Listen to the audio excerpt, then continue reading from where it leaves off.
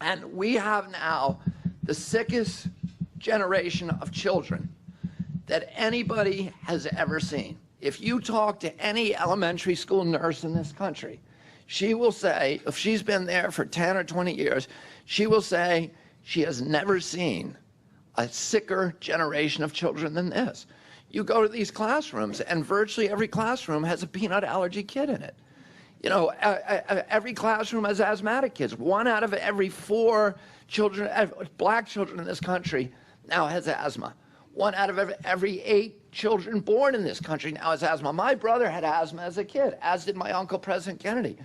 And it was a very rare disease. And in fact, Max was told when he was a little boy, there will never be a cause for asthma, a cure for asthma. And he asked the doctor why, and he said, because the disease is so rare that nobody will ever study it. Well, guess what? It's not rare anymore. It's now, we are having a pediatric asthma epidemic in this country. And it all started, you know, around 1989. Autism rates. Prior to 1989, autism rates in this country were 1 in every 10,000 children. The most conservative study says 1 in every 2,500 children had autism. Well, today, it's 1 in every 150 children, 1 in every 80 boys. And, you know, the industry comes and says, well, it's just because we're counting autistics different. We recognize the disease more.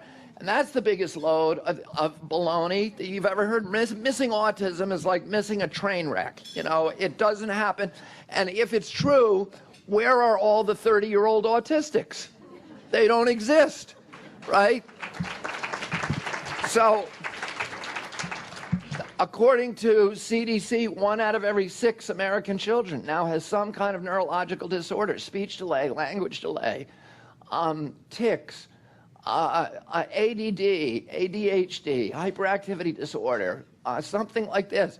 And, you know, this wasn't true when we were kids. And again, they'll say, well, maybe we're just seeing it now. But that's baloney.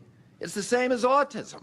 It wasn't here before, and it's here now, and you know it, and I know it. It's because of chemicals in our society. Since the American people said, we don't want this. We don't want these chemicals.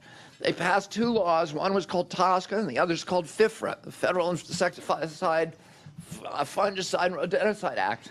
And they were designed, and many people believe that they would control the production and the distribution of these dangerous pesticides. But industry went in there and they manipulated the laws, and they rewrote them in very clever, subtle ways so that it is almost impossible today to ban a chemical.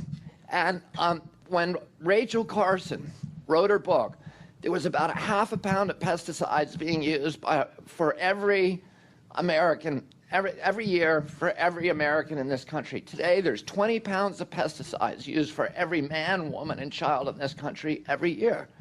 And there's 80,000 chemicals now in common use. And how many of them have been banned? Fewer than 6. And the reason for that is the reason that Laura was saying is that they shifted the burden to EPA to show that the pesticides are dangerous. So EPA must demonstrate that the pesticides are dangerous. Then what do? They gutted EPA's scientific research department, so there's nobody there to do the research. And so then the industry said, well, we'll do the research. So industry now does the research, and industry comes up with research, these research papers every 2 years for the same pesticide, and they're deliberately bad research. And EPA, they bring it to EPA. EPA says this research stinks. And what is the remedy? The company then gets 2 more years to do the research. So they go back year after year after year after year, and every year they produce bad research, and nothing ever gets banned. And more of these chemicals are being created, and our country is being overwhelmed by them. And, you know, this is a very, very powerful industry. Today, the same thing's happening with pesticides, but much, much worse, because it's much more subtle.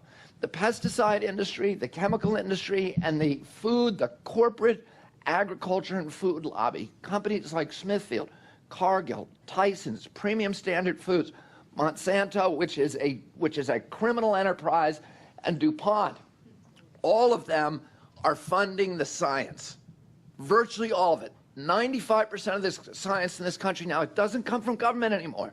All those budgets have been cut.